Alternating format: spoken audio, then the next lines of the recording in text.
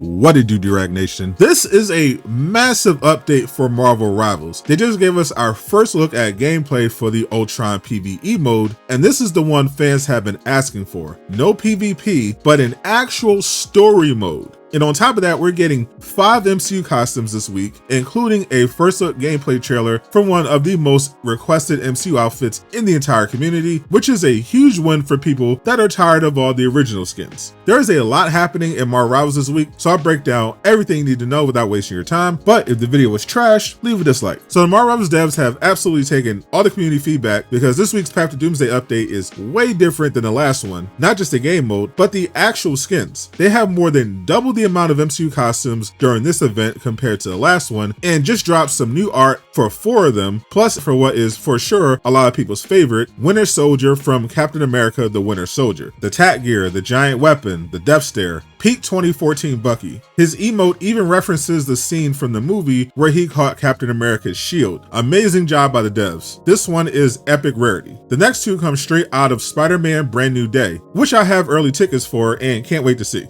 First, Professor Hulk, styled after his look in Brand New Day. Hulk, same smashing, now with a graduate degree. Fortunately, he's going to go Savage Hulk in the movie instead of being cringe like in Endgame. And right next to him, Peter's Brand New Day Spider-Man suit. X-Men fans were upset we didn't get any suits tied to X-Men 97 Season 2, but we knew Rivals was not playing around with these Brand New Day costumes, because that movie is tracking for an insane $2 billion box office run. So NetEase was not taking chances with these suits, especially for Spider-Man. And finally, we have one of the costumes that headlined the whole event, Scarlet Witch from Avengers Age of Ultron. They perfectly recreated the outfit of Elizabeth Olsen in the film, which should keep all the Wanda stands from going berserk. All these costumes will be available starting July 31st, but as usual, you can get them as early as Thursday, depending on your time zone. We got to see the Age of Ultron Wanda in action during San Diego Comic-Con in a teaser trailer for the new PvE mode that included a look at Ultron with his MCU skin from the movie, but he wasn't featured on the splash art, so he might be another pop the balloon gotcha costume or a reward for the new game mode, which already looked insane from the teaser trailer and early map screenshots we got, but the description and the Marvel Rivals gameplay have taken it to another level and shows they were really paying attention to all the player feedback once again. The last Path to Doomsday chapter, which was built around playing as or fighting against a reworked version of Loki wielding the power of the Mind Stone, did not land with players. And it's not a mystery why. The mode was PvP, it didn't ship a new map or even take place on the New York ones, only Loki got cool abilities, no cutscenes, and to add insult to injury, it only came with 2 MCU costumes, and only one of them was for a member of the Avengers, so you couldn't even show them off in the 1500 unit lobby screen they sold us. When they pitched the Path to Doomsday event, fans were expecting PvE modes that recreated our favorite moments from the Avengers films, and they missed the mark the first time, but have more than made up for it. They confirmed after the Comic-Con panel that the Age of Ultron mode, which has our heroes battling Ultron through Avengers Tower after he corrupts Friday, will not only be PvE, but it will feature actual cinematics, story-driven battles, and re-recorded movie dialogue. And they really delivered on the promise with this gameplay trailer.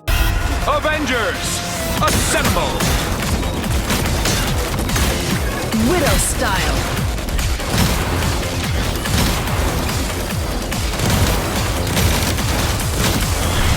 As we see from the first sections of the trailer, you'll get to play as the Avengers, like with the Loki mode, but that's where the similarities end. The gameplay appears to be heavily inspired by the Blood Hunt PvE mode. Captain America has the healing runes that were introduced in that mode, which allows you to instantly start recovering health. The characters will also have unique abilities to this mode and be able to enhance their stats, as we see Captain America starting to fight with more than 3000 HP and performing a new string of melee attacks that do AoE damage and cause knockback. Meanwhile, Black Widow has nearly 700 HP, can spam her stun kick, which does AoE, and her reworked ultimate has more ammo and can hit multiple enemies due to now having an explosion effect. The next section shows how we'll be progressing through different levels of Avengers Tower. Friday, lock and load.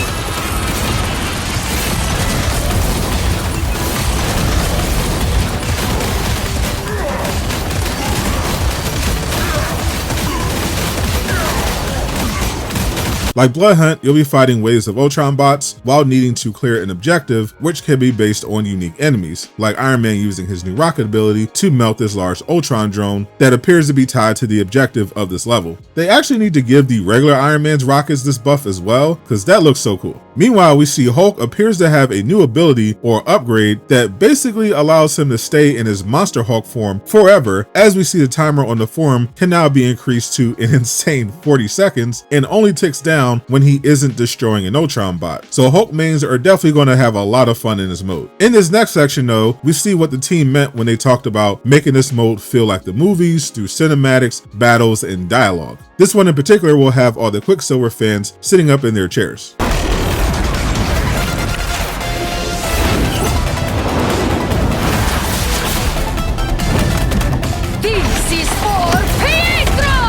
It would be so cool if they actually show him in the mode. Quicksilver would also be such a fun character to add to Rivals. They didn't include any gameplay of Wanda, but I'd be very surprised if she wasn't playable given how she's in all the cinematics they've shown so far. Plus, they've never had less than 5 characters in their PvE modes yet. Zombies had 5 heroes, while Blood Hunt has 6. So it looks like they're saving some surprises for the actual launch of the mode tomorrow morning at around 5 AM Eastern when the patch goes live. Overall, I'm very impressed by what I've seen so far. If this is how they did the Age of Ultron mode, I can't even imagine how insane the Infinity War game mode with Thanos is going to be when it arrives during Season 10 in October. I'll be live playing through the whole Age of Ultron mode and will make guides for it as well. I'm so glad Rivals is leaning into more story and PvE based content. If that's the sort of superhero games you prefer, I broke down all the confirmed ones that you need on your radar releasing this year and beyond. Click the video on screen to learn more. And a huge shout out to everyone supporting me on Patreon. Join for free so you never miss an update.